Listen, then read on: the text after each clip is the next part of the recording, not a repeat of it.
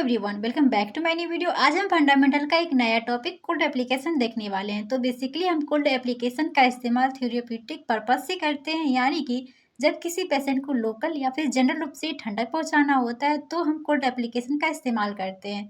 तो आज के इस वीडियो में हम देखेंगे कोल्ड एप्लीकेशन का डिटेल। हमारा कोल्ड एप्लीकेशन क्या है? तो कोल्ड एप्लीकेशन का इस्तेमाल हम थेरेप्यूटिक पर्पस से करते हैं, यानी कि जब किसी पेशेंट को लोकल या फिर जनरल रूप से ठंडक पहुंचाना होता है तो उस कंडीशन में हम कोल्ड एप्लीकेशन का इस्तेमाल करते हैं। आगे देखते हैं हम पर्पस ऑफ कोल्ड एप्लीकेशन कि हमारे कोल्ड एप्लीकेशन का पर्पस क्या है। तो सबसे पहले इसमें आ जाता है हमारा टू डिक्रीज बॉडी टेम्परेचर, यानी कि जब हमारे बॉडी का टेम्परेचर हाई हो जाता है, इंक्रीज हो जाता है, इट मीन्स फीवर होता है, तो उस कंडीशन में हम कोल्ड एप्लीकेशन का इस्तेमाल करते हैं ताकि हमारे बॉडी का जो टेम्परेचर है वो डिक्रीज होकर वापस से नॉर्मल हो। और उसी के साथ जब हमें ब्लीडिंग देखने मिलता है, यानी कि जब हमारी बॉडी से ब्लीडिंग हो रही हो, तो उस कंडीशन में भी हम कोल्ड एप्लीकेशन का इस्तेमाल करते हैं। यहाँ पे हमारे जो कोल्ड एप्लीकेशन है वो उस लोकल ब्लड वेसल्स को कॉन्स्ट्रिक्ट कर देंगे, जिस वजह से ब्लीडिंग जो है प्रिवेंट हो जाएगा, यानी कि रुक जाएगा। आगे है लोकल पेन को कम करने के लिए। तो हमें किसी खास जगह, किसी लोकल जगह पे पेन हो रहा है तो उसमें भी हम कोल्ड एप्लीकेशन का इस्तेमाल करके उस लोकल पेन को क्या कर सकते हैं, कम कर सकते हैं। आगे है स्थानीय रूप से संवेदनहारी यानी एनेस्थेटिक प्रभाव उत्पन्न करने के लिए एनेस्थेटिक इफेक्ट लाना होता है, तो उस कंडीशन में भी हम कोल्ड एप्लीकेशन का इस्तेमाल करते हैं। आगे है हमारा इन्फ्लामेशन को कम करने के लिए, यानी कि जब हमारी बॉडी में किसी कारणवश इन्फ्लामेशन हो जाता है या फिर स्वेलिंग हो जाता है, तो उस कंडीशन में जब हम कोल्ड एप्लीकेशन का इस्तेमाल करते हैं तो हमारी जो वहाँ की स्किन है या फिर जो इन्फ्लामेशन हो रखी है वो वापस से नॉर्मल हो जाती है। कोल्ड एप्लीकेशन हमारी बॉडी के हार्मफुल बैक्टीरिया के ग्रोथ और डेवलपमेंट को भी प्रिवेंट करता है।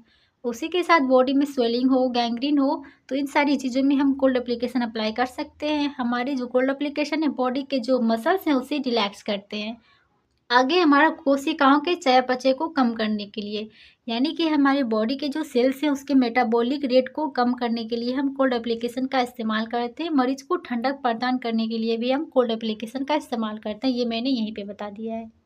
अगला टॉपिक है हमारा physiological effect of cold application, यानी कि जब हम कोल्ड एप्लीकेशन अप्लाई करते हैं तो उससे हमारी बॉडी में फिजियोलॉजिकल इफेक्ट क्या क्या देखने के लिए मिलता है।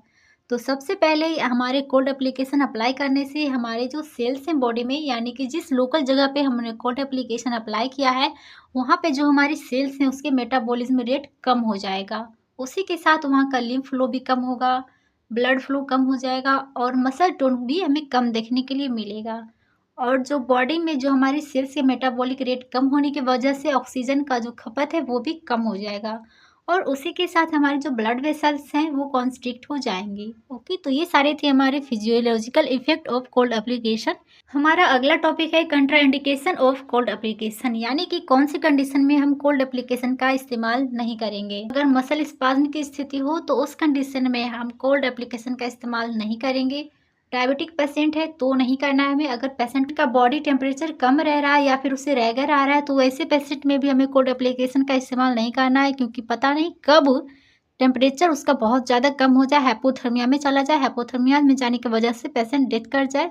वैसे कंडीशन में भी हमें कोल्ड एप्लीकेशन का इस्तेमाल नहीं करना है। और उसी के साथ संवेदना रहित मरीजों में, यानी कि वैसे पेशेंट जो ऑलरेडी एनेस्थेटिक हैं उस पर भी हमें कोल्ड एप्लीकेशन का इस्तेमाल नहीं करना है। हमारा अगला टॉपिक है क्लासिफिकेशन ऑफ कोल्ड एप्लीकेशन, यानी कि कोल्ड एप्लीकेशन का वर्गीकरण। तो बेसिकली यहाँ पे कोल्ड एप्लीकेशन को दो पार्ट में डिवाइड किया गया है, ड्राई कोल्ड एप्लीकेशन और मॉइस्ट कोल्ड एप्लीकेशन। हमारा जो ड्राई कोल्ड एप्लीकेशन है इसके अंडर हमारा आ रहा है ice bag, ice collar, ice pack, cold pack और हाइपोथर्मिया ब्लैंकेट। और हमारा जो मॉइस्ट कोल्ड एप्लीकेशन है उसके अंदर हमारा आ रहा है आइस टू शक, यानी कि जब हम पेशेंट को आइस क्यूब या फिर आइस चिप्स वगैरह शक करने के लिए देते हैं, cold compress, evaporating lotion, cold bath और कोल्ड स्पंजिंग। तो हम सबसे पहले देखते हैं ड्राई कोल्ड एप्लीकेशन। इसमें हमारा सबसे पहले ice bag and ice collar. कम कॉस्ट में ये हमें अवेलेबल हो जाता है और ये लोकल रूप से भी हम इसका यूज़ कर सकते हैं। तो चलिए देखते हैं हमें आइस बैग या फिर आइस कॉलर इस्तेमाल करते टाइम कौन सी बातों का हमें ध्यान रखना है। तो सबसे पहले ये हमारा जो है ये एक आइस बैग है। ओके, सबसे पहला है बैग को 2/3 पार्ट को बर्फ से भर लें एवं बर्फ के टुकड़ों को क्यूब्स की जगह बर्फ की चिप्स का इस्तेमाल करें। यानी कि हमारा जो ये आइस बैग है इसकी 2/3 पार्ट को ही क्या करना है, आइस चिप्स से इसे भरना है। आइस क्यूब की जगह हम आइस चिप्स का इस्तेमाल करेंगे यहाँ पे, ओके। और इसी के साथ इसमें क्या करना है, इस बैग में थोड़ा सा नमक मिलाना है ताकि बर्फ जो जल्दी से मेल्ट ना हो। बैग में जो एक्स्ट्रा एयर है वो सारे बैग से बाहर निकाल देना है और उसी के साथ ये जो ढक्कन है उसे बहुत टाइटली हमें क्या कर देना है, बंद कर देना है। उसी के साथ इसमें अगर कोई लीकेज वगैरह है तो वो सारी चीज़ें हमें पहले ही चेक कर लेना है। उसके बाद बैग के ऊपर कवर चढ़ा देना है। ये जो हमारा बैग है इसके ऊपर कवर चढ़ा देना है ताकि इससे जो मॉइस्चर निकले वो कवर में ही एब्जॉर्ब हो जाए, पेशेंट के साथ कॉन्टेक्ट ना कर पाए, क्योंकि हम यहाँ पे ड्राई कोल्ड एप्लीकेशन इस्तेमाल कर रहे हैं, यानी कि मॉइस्ट नहीं करना है, हमें पेशेंट को ड्राई ही रखना है। लेकिन आगे है हमारा कि जब शरीर में जिस जगह इसका इस्तेमाल करना हो वहाँ इसे रखें एवं इसका उपयोग एक बार में अधिकतम 30 मिनट के लिए ही करें। यानी कि हम इसे आइस बैग का इस्तेमाल जिस जगह पे करना है वो मैक्सिमम 30 मिनट तक ही करना, उससे ज़्यादा नहीं करना है। अगर हमें दोबारा की ज़रूरत पड़ रहा है तो कम से कम 1 घंटे का इंटरवल लेना है, उसके बाद ही वापस से उस जगह पे कोल्ड अप्लाई करना है। तो ये सारे इंपॉर्टेंट पॉइंट थे कि हमें जब आइस बैग या फिर आइस कॉलर इस्तेमाल करना है तो किस तरह से इस्तेमाल करना है। तो सबसे पहले इसे हमें 2/3 पार्ट को ही भरना है। आइस क्यूब की जगह हम आइस चिप्स का इस्तेमाल करेंगे। हमारे जो इसके अंदर बर्फ़ है वो मेल्ट ना हो जल्दी, तो इसमें हमें थोड़ा सा नमक डाल देना है। उसी के साथ इसके ढक्कन को मजबूती से लगाने से पहले इसमें जो एयर है एक्स्ट्रा वो निकाल के ढक्कन लगा देना है। उसी के साथ इस बैग को हम क्या करेंगे, एक कवर से कवर करेंगे ताकि जो बैग से जो मॉइस्चर निकले वो उस कवर में ही एब्जॉर्ब हो सके। और इसी के साथ हम क्या करेंगे, इसका जो इस्तेमाल है किसी खास जगह पे अप्रॉक्स 30 मिनट तक का ही करेंगे। उससे ज़्यादा करना हो तो हम इसे दोबारा इस्तेमाल करेंगे 1 घंटे बाद। आगे है हमारा कोल्ड पैक।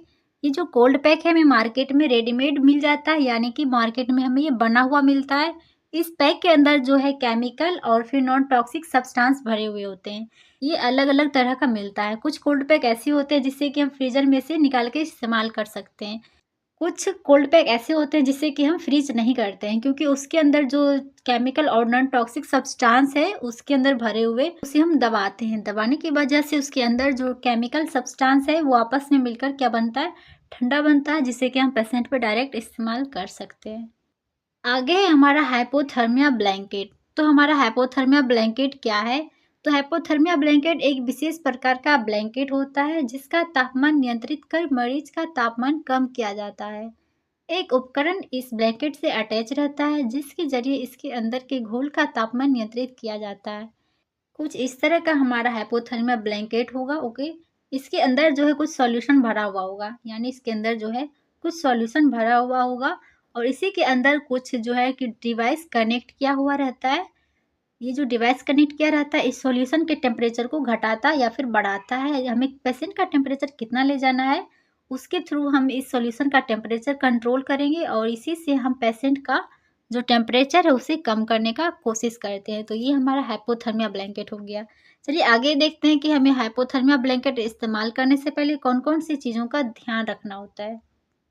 तो सबसे पहले हाइपोथर्मिया ब्लैंकेट को मरीज के पलंग पर बिछा दे एवं उसके ऊपर एक चादर बिछा दे। यानी ये हमारे पेशेंट का बेड हुआ, इसके ऊपर बेडशीट बिछा हुआ ऑलरेडी, इसके ऊपर वापस से हमें क्या बिछाना है, हाइपोथर्मिया ब्लैंकेट बिछा देना है।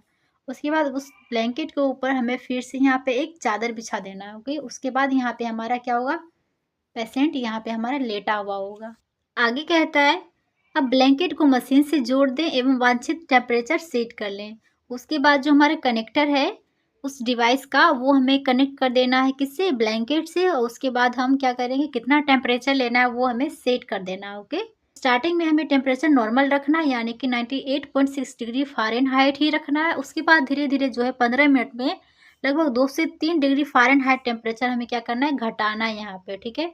इसी के साथ जब हम टेम्परेचर पेशेंट का घटा रहे हैं तो हमें बार बार जो है पेशेंट का टेम्परेचर चेक करते रहना है, यानी कि 30 मिनट में हमें अक्सर चेक करते रहना होगा, या फिर जब ज़रूरत पड़े तब हमें पेशेंट का टेम्परेचर चेक करते रहना होगा, क्योंकि हम यहाँ पे उससे हाइपोथर्मिया ब्लैंकेट दे रहे हैं, यानी कि टेम्परेचर को कम कर रहे हैं। तो कहीं ऐसा ना हो कि उस पेशेंट का टेम्परेचर कुछ ज़्यादा ही कम हो जाए, पेशेंट शॉक में चला जाए। तो ऐसे बचने के लिए हम क्या करेंगे, पेशेंट का टेम्परेचर भी रेगुलर चेक करते रहना है। यदि मरीज में कुछ असामान्य लक्षण जैसे कि रैगर या फिर हाइपोथर्मिया के लक्षण दिखे तो मशीन बंद कर दें। सभी सामान हटा दें एवं डॉक्टर को सूचित करें। यानी कि जब पेशेंट को रैगर आने लगे या बॉडी टेम्परेचर कुछ ज़्यादा ही कम हो जा रहा है, यानी हाइपोथर्मिया में जाने लग गया है पेशेंट, तो उससे पहले ही हमें क्या करना है, डिवाइस जो हमारा ब्लैंकेट ऑन है उसका कनेक्टर से, वो हमें क्या कर देना है, बंद कर देना है और हमें इमीडिएटली डॉक्टर को इन्फॉर्म करना है। ओके, सो आज की वीडियो यहीं तक। Hope you like it. मिलते हैं अगली वीडियो में, तब तक के लिए bye bye, take care and thanks for watching.